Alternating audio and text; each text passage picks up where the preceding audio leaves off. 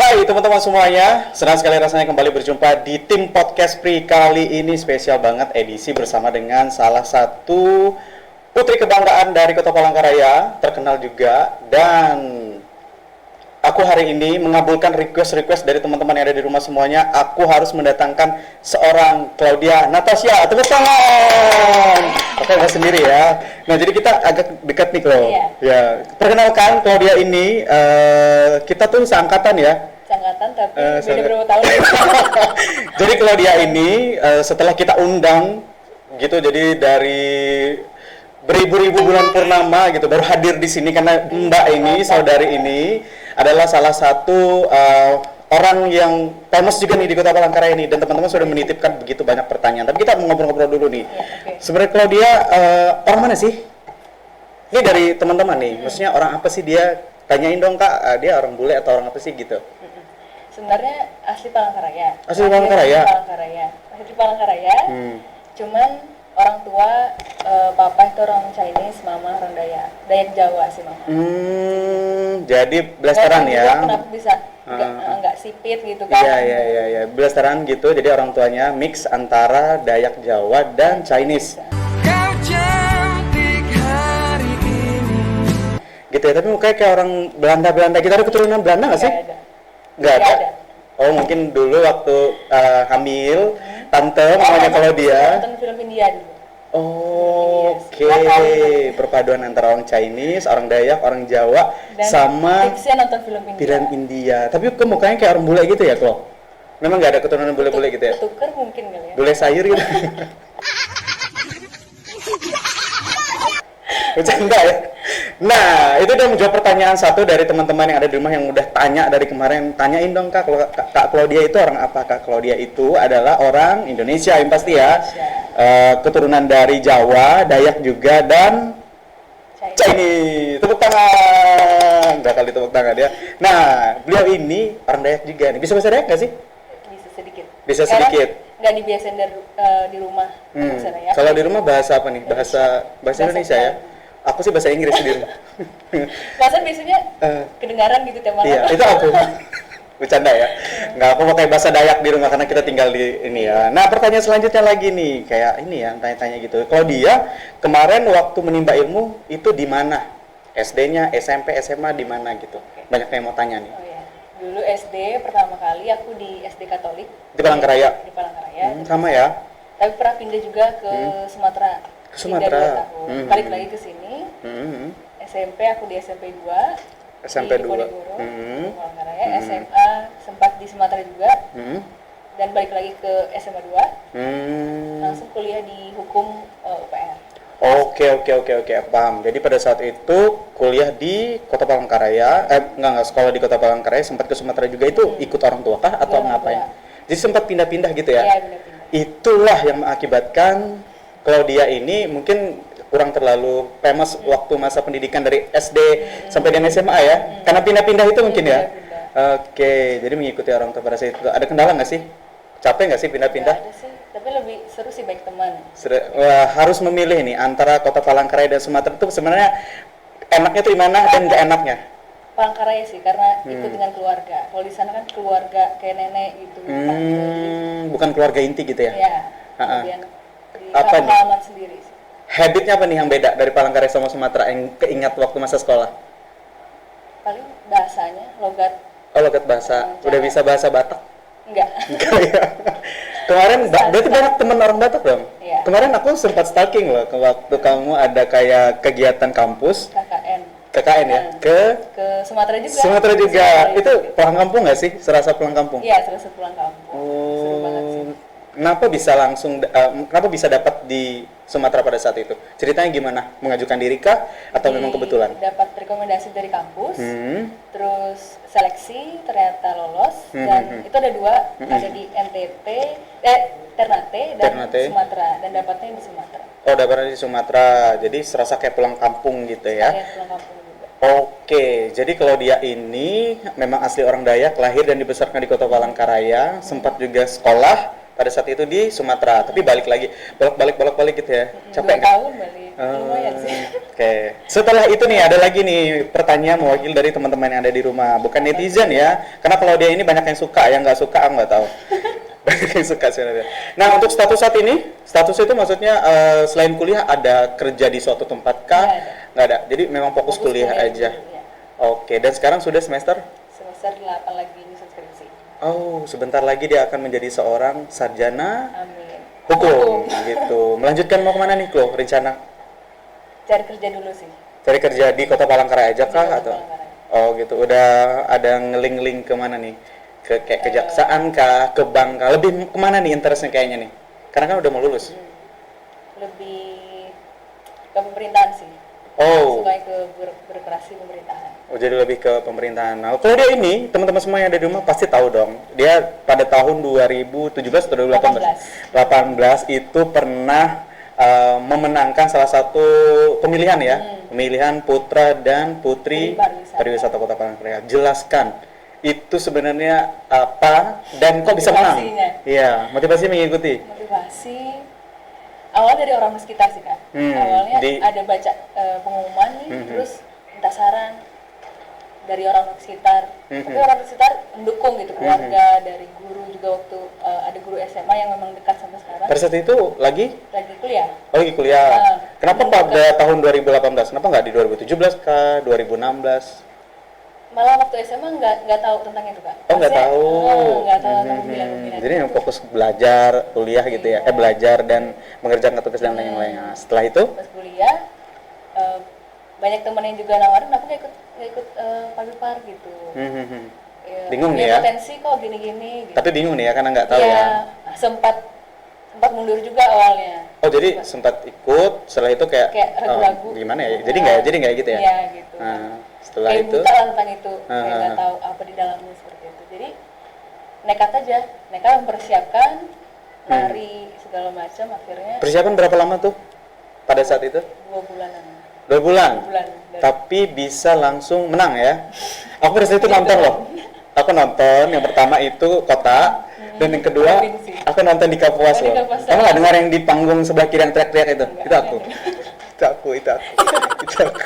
Ternyata ya, jadi pada saat itu yang teriak-teriak, yang suara hampir habis di sebelah kanan itu aku, dia dan teman-temanku yang kayak cabai-cabean semua yang berisik itu aku. Itu memang di sana ada acara di Kapuas juga atau? Pada saat itu lagi festival Desen Melang ya. Nah, kebetulan ada tugas dari kantor, dan pada saat sore menjelang malam itu lagi free. Dan alhasillah kita langsung menuju ke GOR itu ya. Yang panas banget perasaannya pada saat itu ya, dan luar biasa Claudia Natasha menggunakan pakaian warna kuning. Nih ada di sini nanti ya, ada di sini video, ada fotonya. Dan pada saat itu meraih juara berapa nih? Juara 3. Tapi sebelum kita panjang lebar ke ke provinsi, kita ke kota dulu nih. Ke kota pada saat itu mempersiapkan diri sekitar 2 bulan. Dan mengikuti kompetisi pada saat itu memang target juara kah atau memang udah aku ikut aja gitu. Gimana sih? Enggak sih juara 1.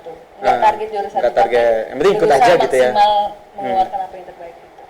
Kenapa kamu waktu pada saat itu menang? Maksudnya apa nih yang kamu tahu? Kenapa kok kamu bisa dipilih gitu? Yang kamu tahu? Karena biasanya kan kita bisa kayak mengukur diri ya. Aku menang mungkin pada saat itu karena aku begini gitu. Kalau kamu cantik nggak usah dibilang ya. Semua orang udah bilang kayak kamu tuh memang udah cantik loh. Maksudnya yang menurut kamu nih, orang kan mungkin nggak kenal kamu ya, nggak kenal Claudia yang secara mendalam, taunya oh Claudia itu yang cantik yang kayak gini gitu. Mungkin dia nggak tahu public speaking, oh ini luar biasa nih Claudia, bagus banget nih. Selain cantik dan public speaking bagus, apa nih kira-kira yang kemarin tuh menjadi jurus jitu waktu pemilihan? Kan itu semua aspek dinilai ya kan. Jadi dari public speaking juga, penampilan. Dari awal karantina kita harus rapi, harus fresh, dari sikap juga, attitude kita, cara kita membawa diri gitu. Nah itu tuh gitu. Untuk teman-teman semua aspek itu berusaha kita maksimal. Jadi harus maksimal dari segala hal gitu ya, dari mulai dari hal kecil sampai yang besar. Itu tuh tips untuk teman-teman yang mungkin setelah menonton tayangan ini, yang mungkin akan aku mau ikut pemilihan-pemilihan seperti contohnya Putri Pariwisata dan Putra Pariwisata ya. Itu seperti yang kau bilang. Jadi segala aspek itu dinilai, mulai dari public speaking, pengetahuan juga ya, dan juga kapasitas diri. Contohnya seperti walaupun kita seperti apa, yang penting harus rapi atau gimana rapi, gitu ya. Enak dilihat lagi. Selain itu apa lagi nih kira-kira? Harus ngedeketin juri kah atau gimana? Saya nggak tahu, nggak kenal jurinya sama sekali. Jadi emang kayak ngikut aja gitu ya. Persiapan pada saat itu 2 bulan. Budgetnya berapa sih Kak? Ini banyak yang tanya nih. Kalau ikut-ikut kayak gituan tuh sebenarnya budgetnya tuh berapa sih yang harus disiapkan? Kemarin nggak terlalu banyak sih, karena ada yang bantu juga dari Sanggar. Oh, ada sponsor. Dari Sanggar. Baiklah, nah itu nih salah satu nih. Selain itu. Disupport juga dari sama Sanggar, salah Sanggar di Palangkaraya. Boleh sebut kok, Kak Tris? Iya Kak Tris, terima kasih. Yang sudah melatih dari nggak bisa nari sampai bisa membawakan tarian itu pada saat unjuk bakat. 2 bulan ya? Untuk nari sebulan lah. Sebulan? Wow. Setengahan. Luar biasa nih, aku nggak bisa sih. Kalau nari tiang mungkin aku cuma belajar 1 malam. Tapi kalau nari daerah angkat tangan susah. Terus selain itu? Saya itu baju adat juga dari Betang Bataru, di support sama Kak Tris. Saya itu untuk gaun malam penobatan juga dari Kak Tris, desainnya, bantu desain. Itu aja sih. Jadi pada saat itu nggak terlalu banyak keluar biaya sebenarnya. Itu dia nih, salah satu lagi nih tips yang diberikan untuk teman-teman semua yang ingin mengikuti pemilihan-pemilihan seperti yang Claudia informasikan. Jadi harus pintar-pintar untuk mungkin kayak meng-hire sponsor gitu ya, supaya bisa dapat sponsor dan membantu kita untuk perjalanan itu. Contohnya seperti Sanggar tadi ya. Harus mencari relasi. Asal kita mau. Pada saat itu ditawarkan atau yang langsung datang ke situ? Iya, sebelum itu ada kayak ngobrol-ngobrol gitu ya. Juga, Kak Tris, aku mau juga ikut, ada niat gitu, Kak Tris mendukung. Wow, jadi kayak gitu nih teman-teman semuanya. Jadi yang sekarang kayak khawatir, aduh berapa sih budgetnya kalau mau ikut pemilihan gitu? Tenang, kamu mulai sekarang harus membuka diri, harus menjalin relasi yang baik. Contohnya seperti ke Sanggar, teman-teman yang mungkin desainer gitu ya, bantu ya, dan teman-teman yang mungkin punya pengalaman di bidang itu kan bisa deketin tuh dalam artian bukan SKSD ya, tapi mungkin mencari wawasan. Nah itu dia, dan pada saat itu terpilih menjadi Putri Pariwisata Kota Palangkaraya. Berat nggak sih saingan pada saat itu? Lumayan ya. Ada Winda Plata. Nanti ada foto Winda Plata nih di sini. Halo Winda. Ada Winda runner up kan? Ada Hanapira. Hanapira nih ada fotonya di sini. Crazy Clay. Nanti kita ini ya jadi endorse di sini Crazy Clay. Mana mantap. Terus siapa gitu pada saat itu teman-teman yang diingat? Ada Skila Medica. Jadi penerus di tahun selanjutnya. Oke, jadi ada 4 wanita-wanita itu. Ada banyak sih sebenarnya, cuman yang paling diingat pada saat itu Hanapira, terus juga ada Skila. Itu teman-teman kita semua. Dan nanti mereka akan kesini suatu saat nanti ya. Kalau Hanapira kayaknya agak sibuk, tapi kalau Winda Plata sudah jauh di Kapuas, dan Skila tuh rumah Skila di situ. Nanti kita akan membahas Skila. Skila tinggal 5 menit kesini, Skila ya. Oke. Jadi pada saat itu terpilih. Dan yang dirasakan pada saat itu ada perubahan nggak sih dalam diri kamu gitu, ketika kamu yang biasanya tuh kayak kuliahan biasa aja, tiba-tiba semua satu kota tuh membicarakan kamu pada malam itu? Tentunya ada lah. Apa yang dirasakan pasti? Yang pasti followers nambah dong ya. Banyak dikenal juga. Tentunya nggak positif juga sih, ada juga yang nggak semua orang gitu ya. Nggak semua orang suka kita kan. Terus di lingkungan kampus juga dosen-dosen, teman-teman juga, jadi lebih dikenal dosen, bisa prestasinya gitu, membanggakan kampus membanggakan juga. kampus ya. Karena pada saat itu memperkenalkan diri, statusnya yaitu seorang mahasiswi, membawa nama Fakultas Hukum. Luar biasa, tepuk tangan untuk Fakultas Hukum. Luar biasa sekali. Buat Pritya Bimotik juga ada di situ ya, teman saya itu. Oh, iya. Selain itu apalagi nih yang kamu rasakan perubahan pada saat itu? Dikenal pasti. Yang pasti Ya, lebih sibuk banyak ya? relasi sih, Lebih sibuk nggak pada saat itu? lebih sibuk. Apa-apa aja nih, maksudnya yang kamu ingat pada saat itu kegiatan dilakukan? Sampai sekarang mungkin ya. Masih ya? Maksudnya sampai dekat-dekat inilah. Kayak dulu kan sering penyambutan, ada tamu-tamu, terus ada diundang talk show, narasumber, bisa belajar MC juga. Jadi banyak hal-hal yang memang sebelumnya aku nggak bisa, sekarang aku belajar bisa ternyata gitu. Oke. Jadi memang banyak. Baiklah. Nah gitu ya. Jadi pada saat itu banyak banget peluang-peluang yang terbuka. Pada saat itu kalau kamu mau tahu, malam ketika kamu dinobatkan sebagai putri pariwisata, Instagram tuh langsung nge-boom gitu. Karena ini mohon maaf nih, bukan sombong ya. Karena pada saat itu mungkin ada banyak yang nggak tahu kalau dia juga. Karena pada saat itu kalau dia kan tidak pernah mengikuti pemilihan sebelumnya. Jadi sekali langsung ikut. Jadi kayak langsung mungkin orang cari tahu siapa. Iya, nih cewek ini siapa nih? Cantik banget nih kayak gitu ya, kayak orang bule nih, itu tetangga saya. Itu rumahnya di sebelah. Gitu ya. Jadi pada saat itu tuh langsung viral gitu. Jadi kayak pembicaraan sekitar 1 minggu. Jadi banyak yang cari tahu sebenarnya siapa wanita itu. Yang sampai orang-orang pada tahu gitu ya. Jadi banyak banget nih ya kebuka pada saat itu peluang-peluang, contohnya seperti kegiatan-kegiatan kayak gitu. Oke, baiklah, luar biasa. Kalau negatifnya sih yang kamu rasakan pada saat itu apa? Negatif apa ya? Dalam aktivitas ya, Betul. Kayak Waktu kamu menjabat sebagai itu. Ya, lebih hati-hati dalam bersikap gitu, karena nggak semua, tadi yang gue bilang, nggak semua orang suka kita gitu. Pasti ada aja orang yang melihat dari sudut pandang negatif. Walau dia nggak tahu kita tuh sebenarnya seperti apa ya, kenal juga enggak gitu ya. Jadi kayak ngomongin dari belakang. Buat kalian semua yang tidak tahu kalau dia seperti apa, jangan ngomonginnya dari belakang ya. Bang. Kalau mau ada yang ditanya langsung bisa ke DM ya. Nggak di private juga kan, jadi. Tuh tanya, dengerin tuh ya. Oke, selain itu nih kira-kira lagi yang Claudia ingat setelah itu kan otomatis mempersiapkan diri untuk menuju ke provinsi. Setelah itu pada saat itu ada saingan juga. Claudia masuk ke 3 besar ya? 3 besar. 3 besar pada saat itu. Oke, luar biasa sekali. Dan setelah itu nih, kita mau kayak ngobrol-ngobrol lagi. Kita usaikan sudah untuk pemilihan itu, karena kita semua tahu bahwa Claudia lah pemenangnya. Kurang lebih seperti itu ya. Walaupun Claudia di 3 besar, tapi bagi warga Kota Palangkaraya, Claudia lah pemenangnya. Nah, kita mau ngobrol-ngobrol lagi nih. Aku sambil buka catatan dulu ya. Nih, kita kan tadi kayak ngobrol-ngobrol nih ya, Klo. Tentang pemilihan. Otomatis kan followers nambah nih di Instagram. Tidak bisa kita pungkiri pada saat ini ketika kita mungkin lahir menjadi seorang darah-darah anak milenial, otomatis kayak sosial media tuh lebih dekat dengan kita ya. Contohnya seperti Instagram. Followers nambah dong. Terima endorse nggak sih? Ini pertanyaan nih. Itu terima endorse nggak sih Kak Klo? Terus syaratnya gimana dan tarifnya berapa? Sebenarnya nggak, sosmedku nggak, fokusnya nggak untuk endorse saja. Jadi tapi kalau ada temen yang pengen minta bantu promosi atau apa, lebih mau bantu aja sih sebenarnya. Nggak ada tarif atau syarat-syarat, nggak ada. Dermawan sekali ya kalau makanan ya antar makanan aja. Banyak-banyak gitu. Jadi promosi gitu. Wow, jadi gitu ya. Nah, jadi nih pertanyaan dari teman-teman semua. Claudia terima endorse nggak sih? Terus syaratnya apa dan biayanya berapa? Jadi tadi sudah disampaikan sama Claudia langsung. Dia tidak punya syarat, lebih ke membantu aja. Claudia ini cocoknya jadi bibi PKK ya. Jadi lebih bersosial gitu. Setelah itu, jadi kalau seandainya mau minta bantuan nggak apa-apa nih ya. Kalau seandainya memang ada waktu pasti dibantu gitu ya. Oke, jadi tidak terima endorse sih sebenarnya, tapi bisa bantu. Bisa.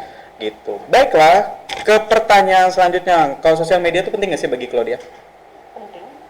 Contohnya, maksudnya secara ringannya mengartikan pentingnya itu ke arah mana? Ke arah pasti komunikasi, wawasan. Itu aja sih yang memang 2 poin penting kan. Karena kita emang nggak bisa ya jauh-jauh dari itu ya. Entertain, hiburan gitu selama di rumah aja. Iya. Nah, itu dia tuh. Coba periksa biasanya screen time-nya paling banyak Instagram mungkin ya, berapa jam? Iya, betul. Instagram sama YouTube tuh. Iya, YouTube. Kalau teman-teman yang punya WiFi di rumah nih bagus. Tapi kalau yang nggak punya WiFi kasihan itu habis paketnya kalau YouTubean terus ya. Oke, jadi penting bagi Claudia, tapi lebih maksudnya tidak ke hal-hal yang terlalu bagaimana, lebih ke untuk interaksi dan bersosial ya. Asal kita bijak dalam menggunakannya. Ya gitu sih. Luar biasa.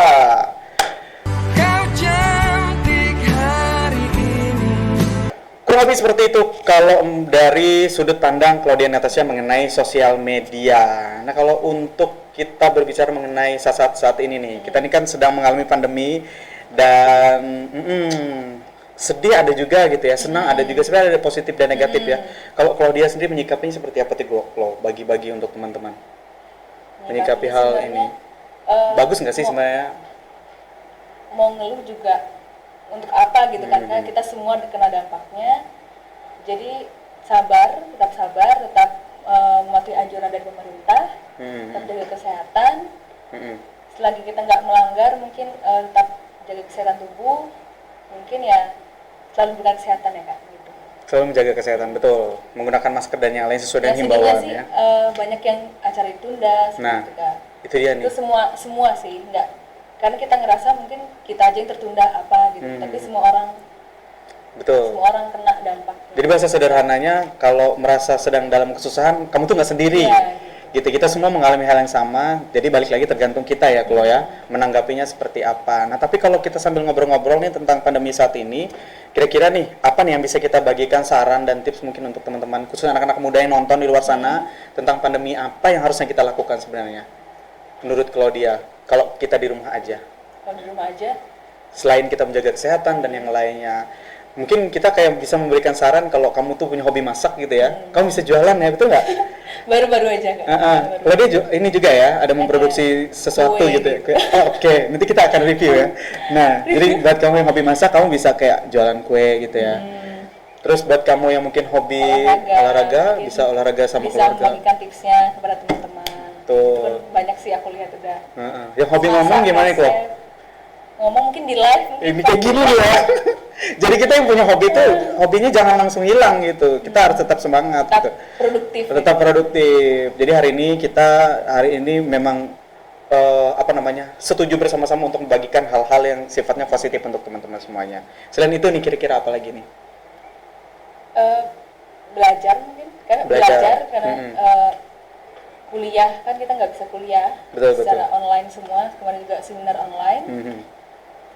Jadi selama COVID kemarin lebih fokus ngerjain sih.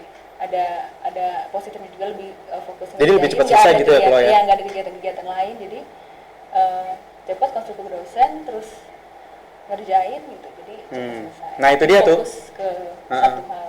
Salah satu hal juga yang mungkin keuntungannya ketika kita sedang berada di rumah saja, jadi hal-hal yang mungkin dulu tuh sempat ketunda, sekarang bisa diselesaikan, lebih dekat dengan keluarga juga, jadi lebih memperhatikan diri sendiri ya, jadi bisa kayak me time, bisa memperbaiki jam tidur yang sebelumnya suka begadang gitu ya. Kalau kameramen sini yang suka begadang nih apalagi ini nih. Mungkin yang sering keluar rumah sekarang lebih takut. Lebih ketakut sih, karena peraturan dari PSBB itu yang nomor berapa ya, yang KTP ditahan ya. Saya bukan masalah gimana ya, tapi kayak malas lagi gitu ngurus. Mending untuk teman-teman yang ada di rumah, mending kamu ikutin himbauan pemerintah.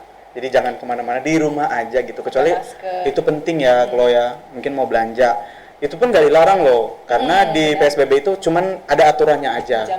Jam malam ya. Jadi untuk teman-teman semua yang kayak biasanya mungkin belanjanya tidak terkontrol, jadi sekarang mulai mengontrol belanjanya dari jam sekian sampai jam sekian, itu aja sih. Sebenarnya bukan dilarang, tapi lebih ke ada aturan. Ke pasar juga kamu tetap boleh kok. Ke supermarket, ke toko kamu boleh kok. Keluar rumah juga kamu boleh kok. Kalau seandainya itu berboncengan juga boleh, tapi bersama dengan orang satu rumah. Kalau nggak sama satu rumah, kalau nggak penting-penting banget, mending nggak usah dulu deh. Masalahnya bukan apa, nanti KTP-nya ditahan loh. Kalau masalahnya KTP-nya ya. Jadi kalau KTP-nya ditahan tuh sebenarnya bukan masalah apa, nanti ribet lagi ngurusnya, Bo. Nanti ngurus ke sana kemari, ribet lagi, nanti biaya lagi dan segala macam. Baik teman-teman semuanya, Mohon banget, aku dan Claudia sini memberikan informasi untuk teman-teman semuanya. Silahkan teman-teman semuanya untuk tetap di rumah saja, mengikuti anjuran-anjuran dari pemerintah sesuai dengan keadaan kita saat ini. Kan ini nggak selamanya ya, nanti juga akan berlalu. Amin.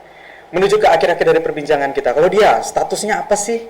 Udah punya pacar atau belum? Ini titipan dari teman-teman juga. Benar, ya serius nih ya. Tuh pertanyaan ada 2 kayak gitu. Dia udah punya pacar nggak sih kak? Gitu. Sudah, puji Tuhan. Sudah punya pacar.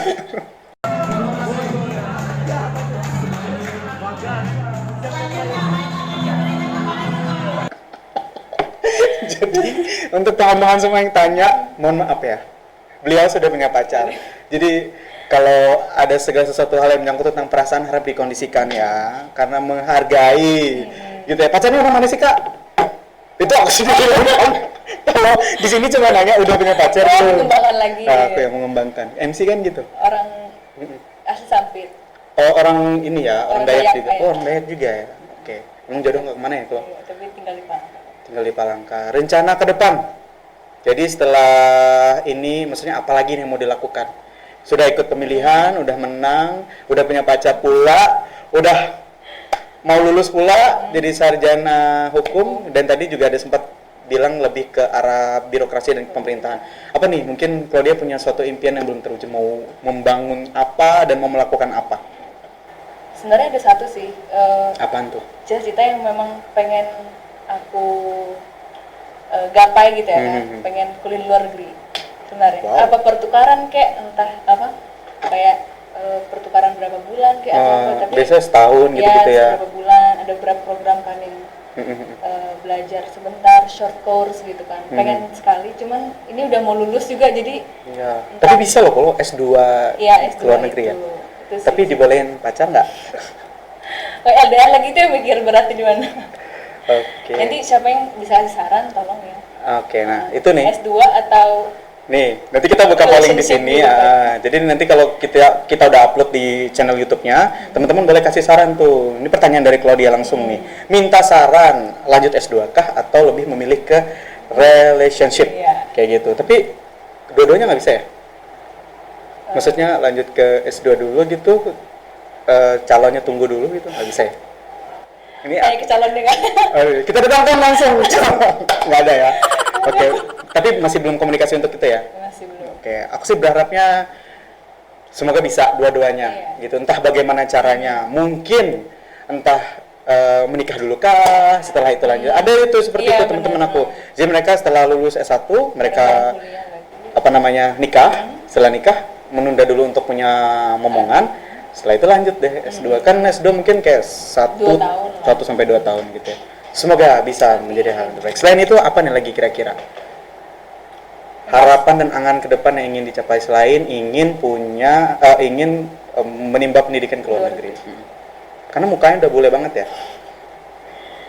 Sampai saat ini itu sih kan, yang pengen memang belum sampai sekarang ini belum terwujud. Jadi kenapa nggak jadi pengacara sih lo? Nggak, passionnya bukan ke sana. Oh, malas berdebat gitu ya? Ya nggak bisa, suka damai, suka menghindari konflik gitu. Nggak bakal menang kasus nih kalau begini. Jika ada kasus, ya, sudah bayar mahal gitu ya. Ternyata kalah. Oke, jadi itulah alasannya kenapa beliau tidak memilih untuk melanjutkan sesuai dengan yang dikerjakan pada saat ini sebagai seorang pengacara. Tapi bisa jadi hukum sih nggak mesti harus pengacara ya. Itu kemana aja nih? Mungkin teman-teman juga ada yang nanti bingung nih. Kira-kira selain jadi pengacara? Di semua dinas, di instansi-instansi memerlukan ada hukum, bagian hukum, biro hukum, ada mungkin di bank ada bagian legalnya, gitu, notaris. Gitu. Betul, jadi pejabat akta tanah boleh ya. Iya. Oke, nah di menit-menit terakhir perbincangan kita dalam tim podcast kali ini nih, Claudia tadi sempat juga mengatakan di statement awalnya bahwa hidup ini nggak semua orang suka dengan kita ya. Nah biasanya itu bagaimana cara Claudia untuk mengatasi hal-hal seperti itu? Otomatis kan banyak banget nih omongan-omongan dari orang-orang yang ada di luar sana. Dia nggak kerja tapi kok dia bisa jalan-jalan gitu ya. Dia kok kerja itu dari aku sih. Nggak itu dari